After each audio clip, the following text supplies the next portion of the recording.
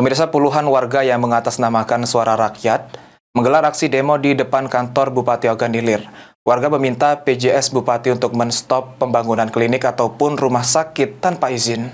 Pribadi maupun kelompok dari pembangunan gedung baru area. Puluhan massa yang mendatangi kantor Bupati Ogan Ilir di Kompleks Perkantoran Tanjung Senai Indralaya Ogan Ilir. Puluhan warga yang mengatasnamakan suara rakyat menggelar aksi demo di depan kantor Bupati Ogan Ilir. Warga menuntut PJS Bupati Ogan Ilir akan melakukan tindakan tegas kepada klinik atau rumah sakit yang dibangun tanpa izin. Salah satunya Rumah Sakit Ar-Royan di Jalan Lintas Timur Sumatera Indralaya, kilometer 33.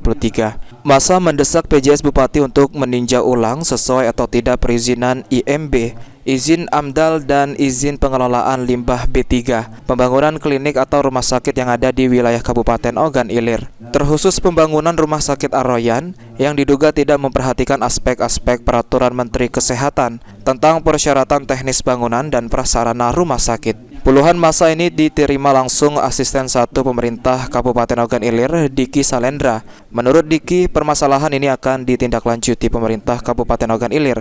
Apakah yang dilaporkan massa ini sesuai dengan yang terjadi? Apakah memang yang dipermasalahkan itu memang belum ada izinnya atau bagaimana?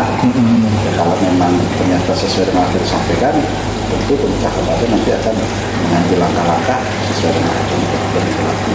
Izinnya di PTSP, tapi kan terkait dengan teknis-teknisnya ada di OPD teknis. Nah, terkait masalah izin, aku kurang paham dengan PTSP. Baik, aku nerimanya baik. Ahmad Romawi, PAL TV.